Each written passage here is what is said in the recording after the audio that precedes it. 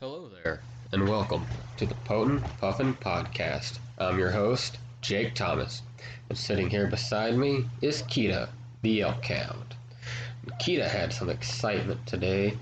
Uh, she got loose and ran through the neighborhood and into the woods by the house, and had to go get her, but it was fine. She enjoyed it. She had a good time running around off leash into the woods, and she just kind of once she saw me following after her, she just kind of sat there and waited on me to catch up and let me hook her up on the leash, and we walked around for a little bit, and she had fun. Got her face all covered in slobber from her little bit of exercise, and it was kind of neat because I haven't really walked out into the trails in the woods lately because of the weather, but with all the snow in the woods, it looks really pretty. It's a really good view. It looks really cool. I wish I would have had my phone on me so I could take pictures of the trails right now as they're covered in snow. The lake by our house is frozen over, and someone had drug a hockey net into the middle of it. I was like, man, that'd be cool. Go play some hockey on a frozen lake. I remember the first time my mom and stepdad came to visit me here in Kodiak.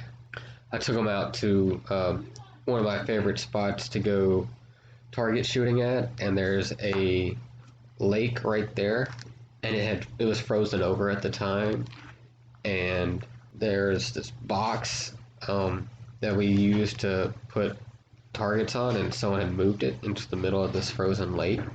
So I walked out to go get it, and where my mom was freaking out. She hated that I was walking across this frozen lake. And it was fine. I mean, it was really thick and it was well frozen. So yeah, I thought that was kind of funny. One of those good memories that I have. Another kind of reminds me of a call we had last winter working at the police department. This guy, he thought he would take a shortcut in walking around a lake that was frozen, and so he decided to walk across it, and then about halfway he realized that it wasn't as thick as he thought, and he was too nervous to walk back, and he didn't want to keep moving forward, so we had to send the fire department out there with their ice rescue equipment to go and retrieving. But turned out, after talking with the firefighters, the lake was actually thick enough to walk across. I guess what happened was he had some snow still on his boot from walking in the snow, and he mistook the mush from the snow as water coming up over the ice. But I mean, it's a legitimate concern because you don't want a chance falling through the ice. That would be a horrible thing. And I know when I did like my practicum for 911 call taking, that actually was a scenario that I ended up with, was someone who had fallen through the ice. That's really not a joke, but it's kind of one of those interesting things that I've heard. And while we're on the topic of interesting calls that have come in to the police department, had an interesting one this past week. Came in on St. Patrick's Day, actually, and that's one of the reasons I think this was kind of an interesting call. So, just to get you in the right mindset, I do live on an island in Alaska. There are no snakes here. Snakes do not exist unless someone has like a pet snake in their home. That's the only way there's snakes here, is if they're in somebody's house as a pet. But there are no snakes on this island. And, well, we got a call that there was a frozen rattlesnake had been found, and apparently a delivery driver had possession of it, and someone he showed it to was highly concerned that this snake was going to thaw out and still be alive and contaminate everything in the delivery truck. Now that seems kind of ridiculous to me. One, why is there a rattlesnake here? And two, I mean, it's frozen, it's dead, and if you really are that concerned, while it's still frozen, just go ahead and cut the head off. I mean, ensure that it's dead. But everything was fine. I don't really know how that call turned out because it got turned over to our animal control, which our animal control only handles domesticated animals, which rattlesnakes clearly are not domesticated animals. But that was kind of an interesting thing. But the fact that it came in on St. Patrick's Day and we're on an island that has no snakes, and one of the things that St. Patrick is well known for is for getting rid of the snakes in Ireland. He drove them all out of Ireland. So I just found that interesting that on a day that commemorates a saint who one of the things he's known for is getting rid of snakes from an island is on an island where there are no snakes, we get a snake related complaint, which we don't get those very often. Like I said, because we live on an island where there are no snakes. Now, I can think of 2 other times we've had snake related calls, and both of those times there turned out to not be a snake readily involved. Like the first time was a guy called because he was being chased by a. This is what he said. He was being chased by a pack of wild snakes. I believe he specifically described them as pit vipers. But he went straight to the hospital himself because he was near it, and he said that's where they were chasing him to. Turns out he was just going through a little psychosis from having some recreational activities that altered his mental state. So that was kind of interesting. And then another one was I got a call from a guy who said he had been bit by a rattlesnake and he didn't know what to do. But there turned out to be more to this because that's all he would tell us in dispatch. But when I sent the fire department with the medics to go and help this guy, turns out this guy got bit by a rattlesnake about 4 days prior in Arizona, and then he came and flew to Alaska. And so what it ended up being is he had already been bit, but he was having some swelling in the site where he had been bit, and so he didn't know if he needed to get another dose of the antivenom or whatever it was.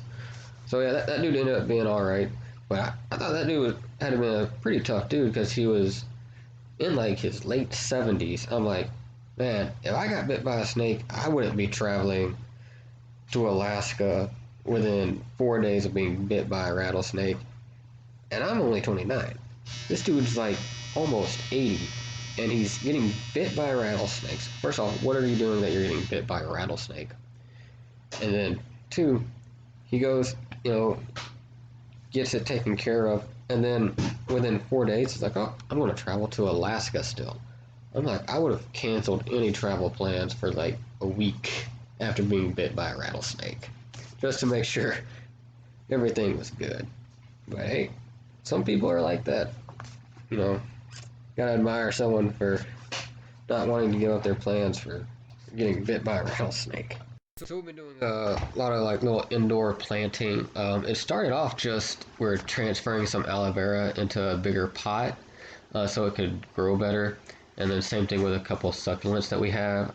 Just moving into a little bit larger, more decorative pots so that it looks better in the house and that they have more room to be able to grow. And well, then we were like, well, we want to get some stuff to, actually plant and grow. So we went and we got some blueberries, or not blueberries, blackberries that we're gonna try and grow. We got those potted, and so hopefully once the snow clears up and it starts getting a little warmer, they'll be ready to transplant outside into our little garden area. And same thing with some strawberries, and we also got tomatoes and bell peppers. Yeah, bell peppers we got. So we're going to attempt growing those. I don't know how well it's going to turn out. Hopefully it turns out good. I'd like to be able to have those on hand, not have to go to the store as often for those things, as we use a lot of tomatoes and bell peppers. And yeah, and it'd be nice to have the blackberries. I mean, we got salmonberry bushes around our house, and we pick salmonberries all summer when those are out.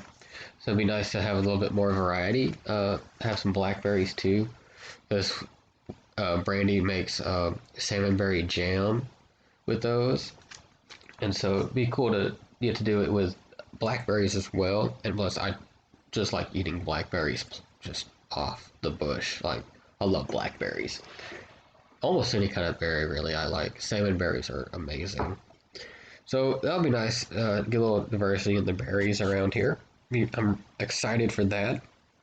But when we're at Walmart, uh, looking at pots and soil to get these things started, I noticed they had Venus flytraps for sale at Walmart. I thought that was really interesting because I've always thought Venus flytraps really cool. I've always wanted one, so we bought those and we got those potted. And those are Calson is fascinated with the Venus flytraps. He keeps calling them spy traps. I don't understand why he does that, but yeah, he calls them spy traps.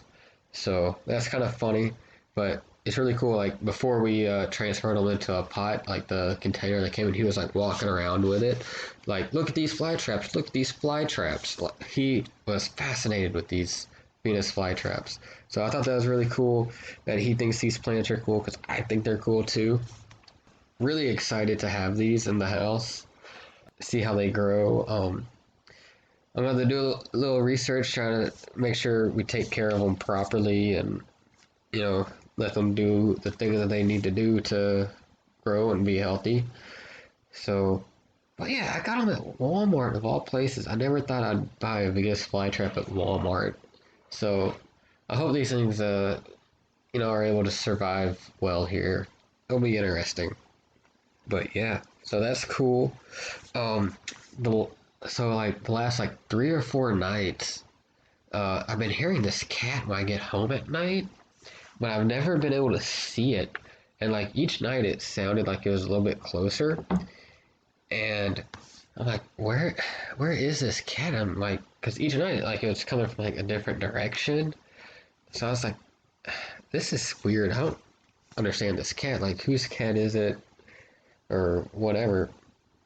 And then one day this week, I heard it during the day and it sounded really close. I was like, where is this cat? Like, it's close to us. Like, it's not that far off. And so I look out the window and there's this black cat sitting on the porch. And so we go outside and it's kind of just hanging around our yard. They even let me go pick it up. And it had these really, really cool classic black cat green eyes. So it was really cool. But we got to really look at it. It's kind of like Kita's fur, where she looks black. She looks black, but when you get up close to her, you kind of like look, like start to pet her, you notice that there's actually a lot of just dark brown, and just the way the light hits it, it turns out black to the eye when you look at it. So it's kind of cool. It was kind of like a cat version of Kita. It was interesting. And I haven't seen it since, but I've been hearing it still. And I look around when I hear it, but I can never really find it. So it's really good at hiding. But it's a cool little cat. I don't know whose it is. I don't know if it's just a stray around here or it's just someone's cat that just roams. But it's a nice little cat. It's friendly, so that's nice. Kelson was fascinated with it. He thought it was cool. The only other cat he really deals with is my brother's cat, which we see very rarely. We only see it whenever we travel. But Kelson, he thinks Raji's like the coolest thing. Says Raji's the big fluffy cat that makes the nice cat noise, unlike another cat that he knows.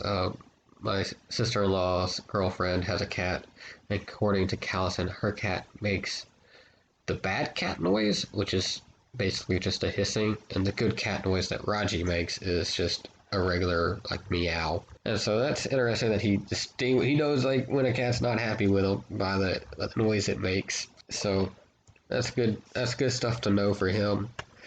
But yeah, and then Thursday night we had like a little family movie night. Originally, me and Brandy wanted to go watch a movie at the theater because the theater's open again here, but we didn't have anyone to watch Callison, so we're like, hey, we'll just rent something, and on Disney Plus you can get Raya and the Last Dragon on like the Premier Access or something like that. And so we were like, hey, let's go and just watch this. And we went to Walmart, bought like a bunch of popcorn and like theater type snacks, and we just had like a little theater night in the house. And Calson enjoyed the movie a lot, but I thought it was funny because I look over and Kita is like watching this movie. Like she is like standing in front of the TV watching it, and then she comes over eventually and gets up on the couch next to me and sits down, and she is watching this movie. Like there's food out, and she's like paying no attention to the food, which is a very un-Kita like thing. She's usually only cares about the food, and she's like intently watching this movie. I thought it was the craziest thing that she was into this movie. Because like we'll put like Animal Planet and stuff on for her to watch, and she doesn't pay the TV no mind. Like she doesn't care about the TV, but she was into this movie. And then I noticed like the way the dragon kind of moves at one point was kind of like how Kita moves when she gets excited and like wants to hurry up and go out into the backyard to bark at something. And so I just thought that was funny. I was like, maybe Kita is into this movie because she relates to the dragon because they move in a similar fashion. I don't know. But I thought that was interesting. It's kind of funny. But it was an interesting movie. Good Disney movie. We all enjoyed it. And it was a good family time because it was only us home. Uh, my sister-in-law, she was gone watching the movie at the theater, and my mother-in-law was working, so it was nice. We had the house kind of to ourselves, which doesn't happen too often. So that was interesting. Sorry, I'm having trouble understanding right now. That was Please really try weird. later. I think Alexis was just picking up on what I'm trying to say and started talking to me. That was weird because I didn't even know. Yeah, that was weird. Alexis just like came on and started talking to me, and I wasn't even talking towards her. I didn't even know she was turned on. That was weird. Okay, but yeah, I think I'll just leave it at that. I hope everyone enjoyed this episode. If you did, let me know. Leave a comment or a review. Let me know what you think. If you feel inclined, maybe follow the link to my tip jar and leave a tip. And yeah, I'd really appreciate that. You can follow me on Instagram and Twitter. I'm on there. I post my puffin drawings onto the Instagram pretty regularly. And, I just post whatever on Twitter, just updates about the show. And yeah, I just like to interact with people in those places if you want. And I hope everyone has a good week, and I will catch y'all next time.